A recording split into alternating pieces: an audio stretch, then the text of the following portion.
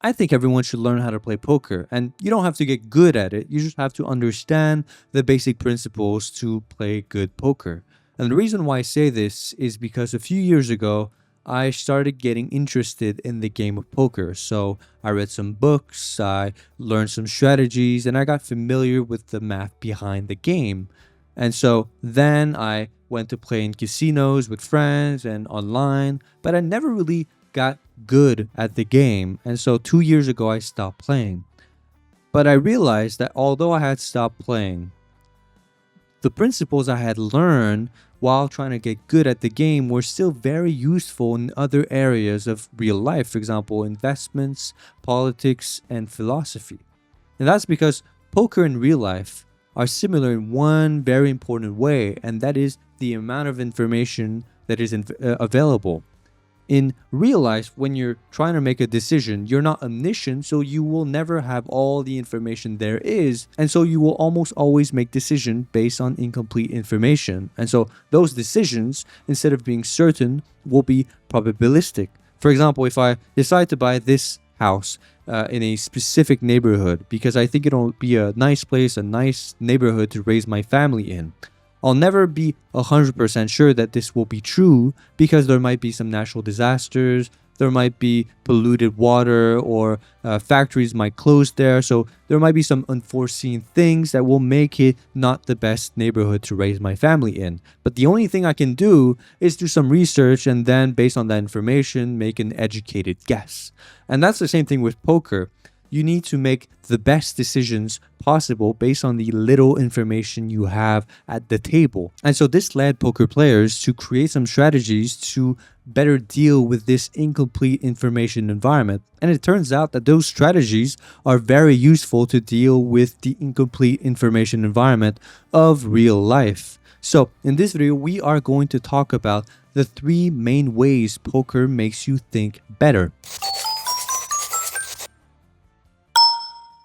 But before we start, let me first introduce the terms that I'll be using during this video so that we're all on the same page. I'll only be explaining the terms that are necessary to understand this video and nothing more. If you are familiar with basic poker, you can just skip ahead to the next section. So the first term is called hand, and it's the 2 cards that you receive at the beginning. And it also refers to the set of actions from the beginning when you receive the 2 cards to the end when the winner is announced. So that's also called a hand. The next one is calling. And in poker, there are 4 rounds of betting. And calling is when your opponent bets something and you decide to match that amount to follow him or her to the next round. And folding is the complete opposite. It's when your opponent bets something, but you decide to not follow him or her to the next round, so you discard your cards and you stop playing until the next hand. After that, there's all in, and that's when you decide to put all the chips that you have in front of you and to bet them all. Next one is tilt, and that's when you get emotional. Usually those emotions are anger and frustration, and those emotions leads you to make bad decisions. And the last one is a buy-in. So a buy-in is the amount you decide to enter the table with.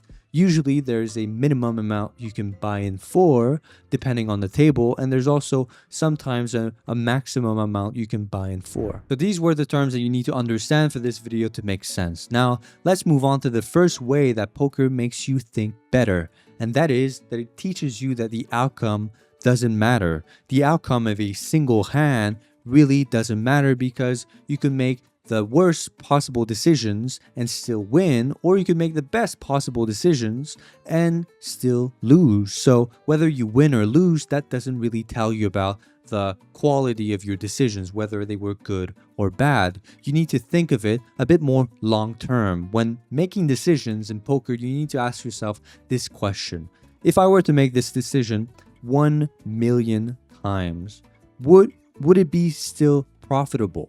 If the answer is yes, then you should always make this decision. If the answer is no, then you should never make this decision. Poker players call this EV, or expected value, and this concept of EV can be applied in pretty much all the areas that has some probabilities baked into it. For example, let's say that you have to pay for parking every day. and you're wondering whether or not you should pay for it or risk the run of getting a fine. Well, let's say that paying for it is $5. So paying for the parking every time is $5. Now, let's say that the fine, if you decide to not pay for it, would be $60. So now we need to figure out what are the probabilities of having to pay both in both scenarios. So in the first one, it's 100%. But in the second one, let's say you have a 5% chance of getting a fine. So if we calculate the expected value, in this case the expected cost of both scenarios, when you pay for parking, it would cost you on average $5 every time you park.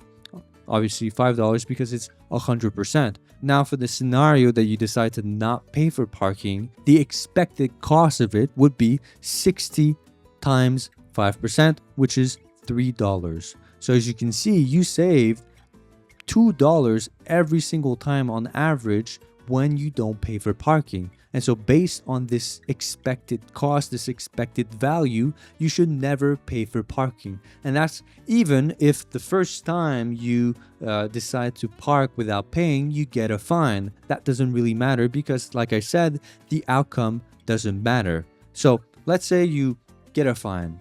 Well, how should you analyze this outcome? Well, you should never analyze it retrospectively. You should always analyze it prospectively. And what that means, here's what a prospective analysis would look like. Let's say you get a fine. Now you need to ask yourself, at the time that I made the decision to not pay for parking, did I have enough information to make this decision? Or did I have accurate information? Was the probability of getting a fine really 5%? Was it 20%, 5%, 2%, 50%? You need to have accurate information. But a retrospective analysis would look like this. You get a fine $60, right, the first time, and you say, well, I got a fine $60, so the best solution would be to always pay for parking because I get fined. Well, that would be a very dumb way to think about it because with the expected value, as you saw, it's more profitable to not pay for parking. So a retrospective analysis is bad because it makes you change your behavior when you shouldn't. And this is a mistake that a lot of beginner poker players make. So they will get dealt a very bad hand. So for example, 7 deuce, they will fold it. But then once the 3 first cards appear, they will be mad because those cards, 7 and deuce, would have made them win had they not folded. So they might say, oh, I shouldn't have folded. I should have just paid the small price to see those 3 cards because I would have won had I done that. But while it's true that had you known that these were going to be the 3 first cards that were going to show up, you should not have folded. You did not have this information at the time you made this decision. So your decision of folding was a good one. And this logic can also be applied to investing. Let's say you decide to invest in Dogecoin because you think it's going to be the future of finance. So you buy it and then you 10x your money and you decide to sell it. Now, ask yourself, was it a good investment? Well, no, because the whole reason why you bought the coin in the first place was because you thought it was going to be the future of finance, not because you thought you could make some profit off of people's back. So if you repeated this decision 1 million times, you would lose money in the end. Now, the second way poker makes you think better is by teaching you about luck and statistics, especially this fact, which is that 90% is not 100%. It might feel that way if you're making 1 or 2 decisions, but if you're making thousands of decisions, you will understand that 90% is not 100%. And this misunderstanding and also human nature is the reason why some beginner players hate aces, even though aces, if you don't know, is the best possible starting hand that you can get. So some will say, oh, I always lose with aces. But the reason why those players hate aces is because they think it's an easy win, but then get really disappointed when they lose. And this loss usually stays longer in their head than the many wins they got in the past with the same hand. And that's why they hate aces. So when you have aces, your chance of winning against this hand, 2 kings, if you go all in at the beginning, is 80%. So you have a 20% chance of losing. And again, 80% is not the same thing as 100%. And because you only get this hand 0.46% of the time, or when 1 in 221 hands, you might spend the entire day losing with aces because you get it like once or twice. Again, back to the first point, you need to think long term. The only way to counter this is to not focus on the outcome of a single hand, but instead on the process that led you to this outcome. So if going all in was the right choice, then no matter what happens, you still made the right choice. And finally, the last way that poker makes you think better, and why I think everyone should learn how to play poker, is bankroll management. So bankroll management, a bankroll is the amount of money you set aside for a certain thing. So poker players usually have a bankroll that is 20 to 40 times the amount that they usually play at the table. And the reason why they do that is because in every game, in everything that has probabilities, there is a risk of ruin. So in poker, because there is some a chance integrated into the game, you have a certain percentage chance of losing all your money, all your bankroll, even if you play perfectly. So that is called risk of ruin. And as you can see here, these are all the outcomes that you could get if you play 100,000 hands. And here, the dark red line, that's the worst possible outcome you can get. And the blue line is the best possible outcome you could get. So that's if you win consistently. So if you win consistently, as you can see, there are more positive outcomes than there are negative outcomes, but you still have some chances of losing it all.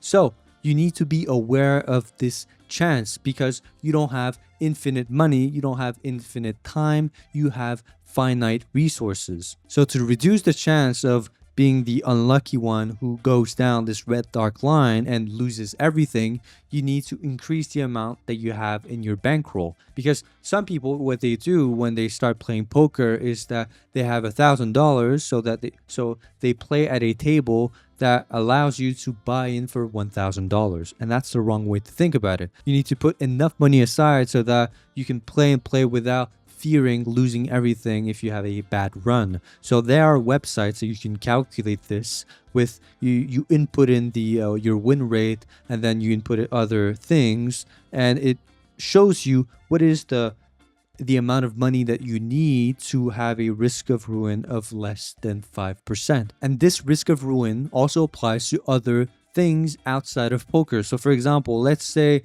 that you trade stocks every day, you're a daily trader, you still have a risk of losing everything. So that is why each trade that you make should only be a tiny percentage of the amount of money that you have set aside for this thing, for trading, right?